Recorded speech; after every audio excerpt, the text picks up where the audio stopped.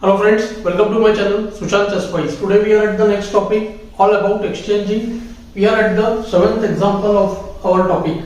Now we are already at that stage where we are trying to take random cases where we are trying to use different principles based on the concepts of exchanging. So here we see this position. This has come from an actual game between two players who are not very strong rated players, and we see some chances or opportunity which has been missed in the actual game. So this was the position with white to play. Last move black played rook c8, attacking the queen, to which white just moved his queen away.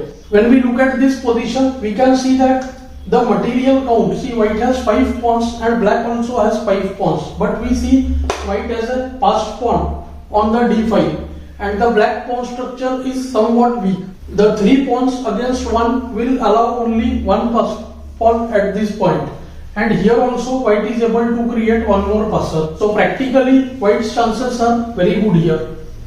White moved the queen away even though he was better in the game. But white should have spotted the idea queen c8 here, which makes the position almost winning. This queen into c8 is not only an exchange, but we are gaining material as well. So we are entering a position of imbalance, but the imbalance is very favorable for white. So we exchange when we are ahead in material, and we also exchange in order to gain material, right? So here after queen c8, rook into c8, rook c8 check, king h7, white is in an almost winning position, but this requires some elaboration and some analysis to understand how and in which cases two rooks are clearly superior than the queen. Firstly, just if we consider in terms of material, two rooks are slightly more powerful than the queen.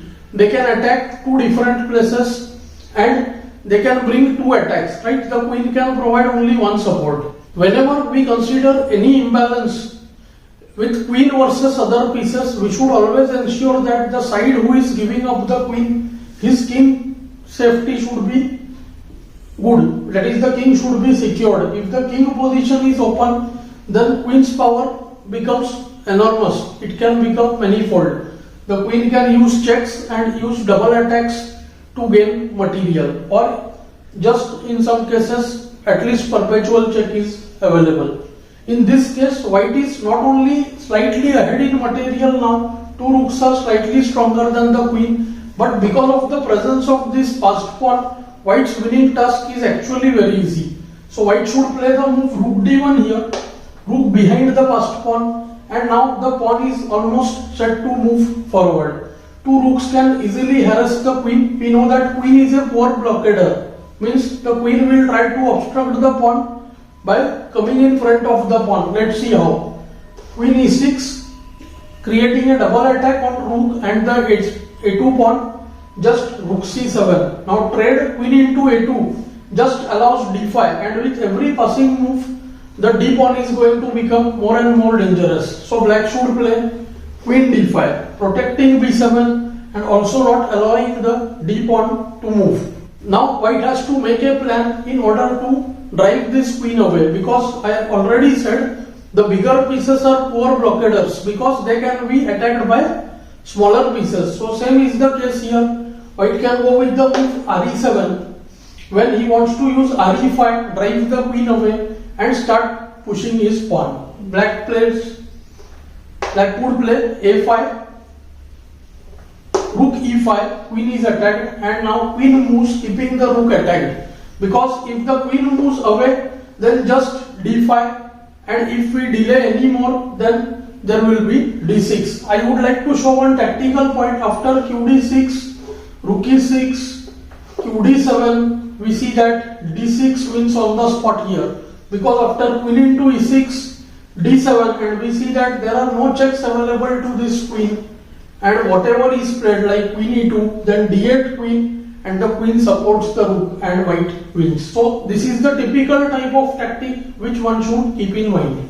Now all white has to do is ensure that this rook is well placed here. White can go for the move a4 followed by rook b5 and start pushing his pawn, but the rook needs a better place to attack the queen. So that square is e6. So white just plays f4, protecting the rook on e5, and next he is all set to go d5 here. Black can play b5. If rook b5, then queen f4. This is what black wants, trying to give queen e3 check and all, making the queen more active. White should just ignore d5, b4, rook e6, qd7, and when playing such positions one has to be very careful. In the previous analysis I showed you how d6 wins very easily, but here due to the king placing on g1, this time d6 is a blunder, because after d6 queen into e6, d7, q b6 check, and after the king moves, queen just settles in front of the pawn, and then black will be able to use his pawn.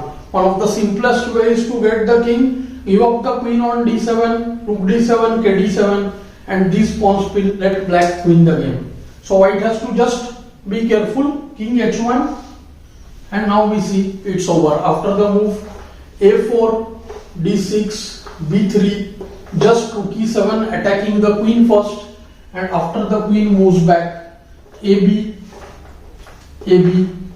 and here again finally white has to be careful, because if d7 there is b2, when after rook e8 there is queen into d7, and winning will become again difficult for white. So white can just play rook takes b7, showing the power of his rooks over the queen, and now white can just collect the pawn on b3. First he can do d7, then take the pawn on b3, bring the rooks from c3 or e3, and attack the queen from c8 or the e8 squares, and white wins.